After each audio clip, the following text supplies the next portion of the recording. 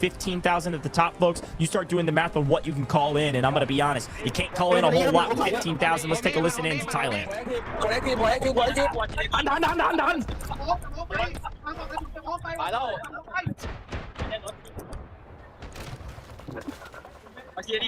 Phil ผมมีให้ฟิลผมมีจริงวันให้สายเยอะสายขึ้นขวาเลยสายกดอุ้ยสไลด์บนหอคอยบนหัวฝั่งขวารีเซ็ตได้ไม่เป็นไรรีเซ็ตฝั่งขวามาเดิมGreat comms if across I'm the board. Korea at this moment in time, I'm wanting to get on top of the windmill, and that's exactly what they do. Because remember what they did earlier today when they were playing on trench lines against Japan? They prioritized taking over the windmill specifically so they can dominate with the AT-4s up top and take down the vehicles of Japan. And now I think that you do the exact same thing against Thailand, who has several vehicles, but more importantly, have been devastating with their vehicles, okay? So for me, Korea already on top of the windmill, beautifully done. I wonder if Thailand does eventually try and counter that. Let's get real, though. I mean, this is a large task for Korea defensively to hold on tight with how aggressive and violent Thailand has been. Let's do a listen with Korea and see how they sound.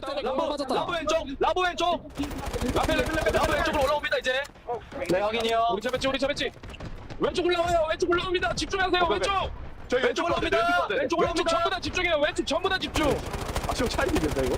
지금 라브 왼쪽 아래 있습니다. 왼쪽 아래 있어요. 라브. 갈게. 이거 비건 남겨놔. 당겨. 왼쪽 옵니다. 왼쪽 절벽 왼쪽. 쓰리. 오케이. 제배치 우리 제배치. 절벽 아래. 왼쪽에 라브 올라와요. 왼쪽에 라브 올라와요. 라브. 천천히 기다려. 라브. 발전기 위에. Good listening. Clearly, things are going well, right? We look at the overall just chaos of what E is currently. Guided missile coming in. Vehicles are also moving forward for Thailand, and Thailand has a ton of real estate inside the hill on E. Korea might be on their last legs. Yeah, and I think here with the guided missiles coming in, this is exactly who I said to watch out for. Is NTPP paper cut going to be calling in those first guided missiles, going to open things up for the offense, and you're seeing finally some of the defense's vehicles being cut down. This is the opening they need to get on the point and get active. A couple artillery strikes as well, and a couple more guided missiles. And I'm going to be honest, all of these guided missiles should be coming from Thailand. The rest of the score from Korea likely goes to the side of vehicles. Another guided missile, this time on the backside, doesn't strike hardly anyone, doesn't get a single pickup besides zoning potentially off the defense, off the point. The battle ensues around the power supply units on the outside here in the bottom right-hand corner, mid-corner of our screen here, and the tanks know it. They have to get involved, and all of a sudden, 3 tanks on the side of the defense is the difference maker to not lose this game immediately, as yet again, another Thailand vehicle is done and dusted. There is a question in my mind right now, Taylor, after all of that work. It was not close at all, and all of a sudden, there is a gigantic vehicle advantage on the side of Korea. All that we should be caring about as the attackers is how to kill those people. And here's another guided missile to open things up. Another Thailand missile from Zai comes in, blows up a couple people on the point, but it's still 3 tanks absolutely obliterating everybody spawning around these power units. Yeah, there's a respawn beacon, I believe, inside the power units as well, unless it was destroyed. But Korea regaining control against all odds. I gotta say, I am blown away, and I do believe the missile did destroy the respawn beacon, which is pretty bad, because now Thailand has to once again regain control. Goj, I'm gonna be real with you. I thought this was gonna be done with and dusted, but clearly it's not the case. Korea still very much in it. 151 lives, guys. I'm telling you, Korea is in this until they're not. Thailand once again has to try and retake. Let's listen in to their voices. ถ้าเราไหลเข้าซ้ายมันเดินช้านะใช่พยายามเล่นซ้ายไว้พยายามเล่นซ้ายไว้ทุกคนมันมีปืนเคาะอยู่บนมันมีปืนเคาะอยู่ข้างบนอย่าชุบปืนเคาะอยู่บนเสาอีกตัวนึงชุบอยู่พวกผมเข้ามาได้ที่อาคารแล้วทุกคนรออาคารแล้วจุดเซตก่อนรอต่อรถถังมาด้วย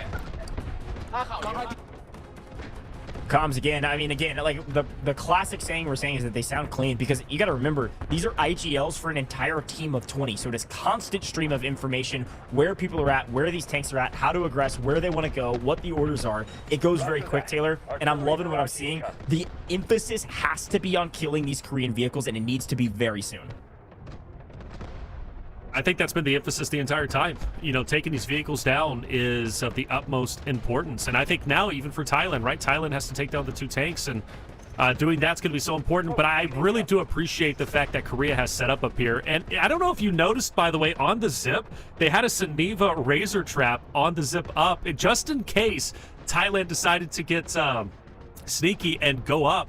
You know, it's just the little things, right, that make all the difference in the world. Trying once again to push up from the bottom of the hill is going to be Thailand, and their forces are looking a bit thin. I do think, you think they're maybe considering taking over the building next to E instead of going through like the power boxes? I mean, that's absolutely what they have to do with 3 tanks on the board. Here's the thing. I don't care what you're doing. I don't care where you go or how you address this point.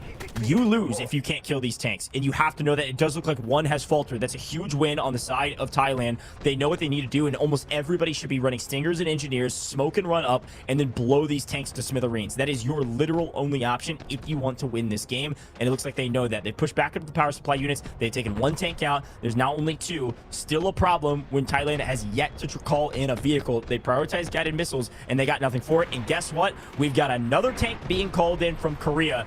This is unbelievable. I mean, this is the problem, right? This is not going to be a win for Thailand if they don't figure out how to take down the tanks.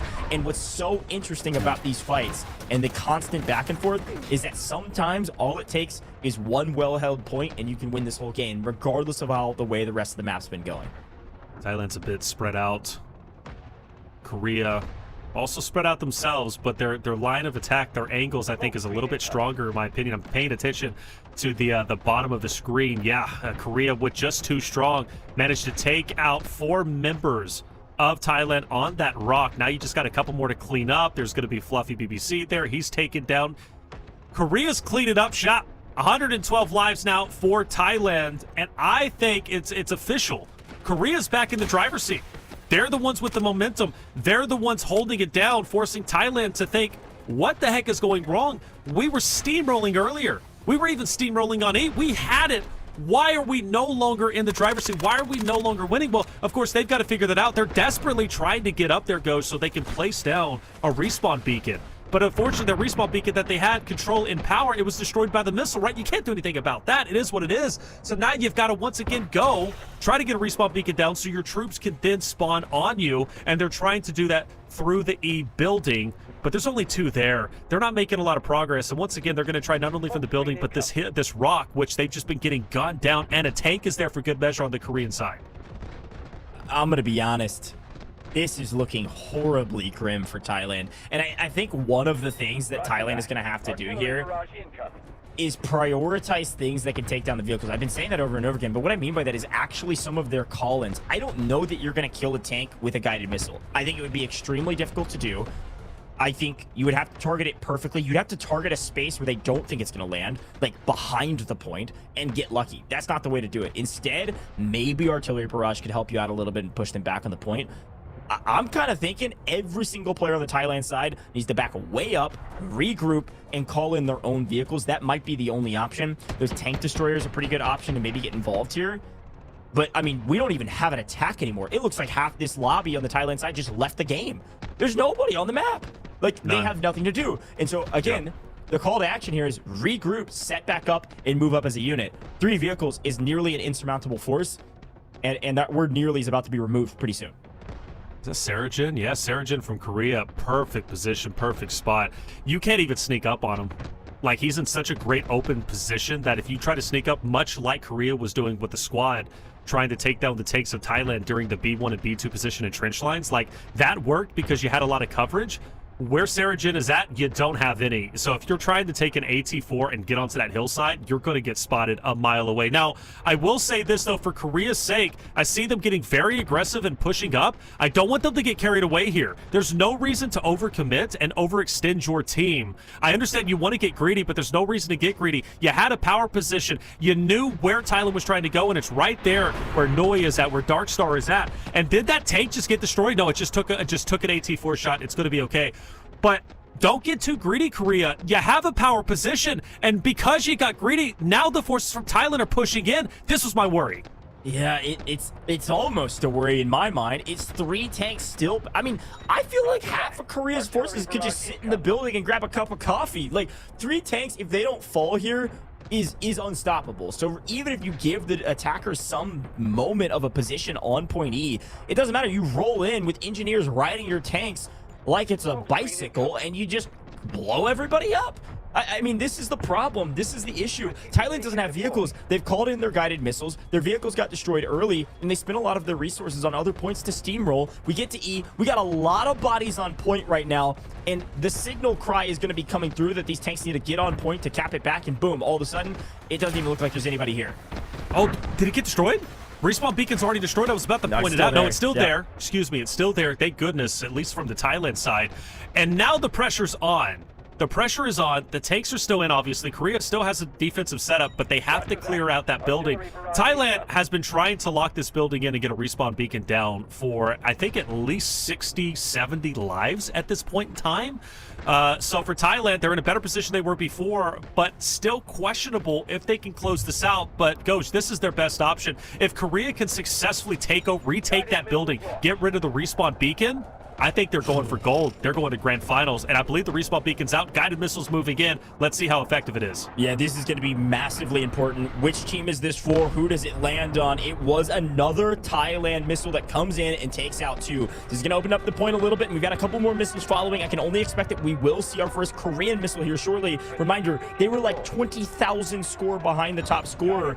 It really wasn't even close, but this point has dramatically changed things, and there it is, perfectly called. Seiko comes in, drops most of the Thailand forces on the point, and opens things back up for the defense with an answer back that kills nobody. Very well executed from Korea to hopefully retake this point as the tanks go swarming, because the bodies keep coming, because that respawn beacon continues to maintain space in the building. We talk about power positions on this map. We talk about power positions on E. It's the building every day of the week, including today. The problem is the tanks just will not fall. They cannot get any damage on these tanks. It doesn't even matter. Everything going right for the attackers. They're even taking part of this point, but at some point, when all holds left, when all of the defense is gone, there's still 3 tanks that can roll up onto the point and say, sorry, dog, you can't do anything about us.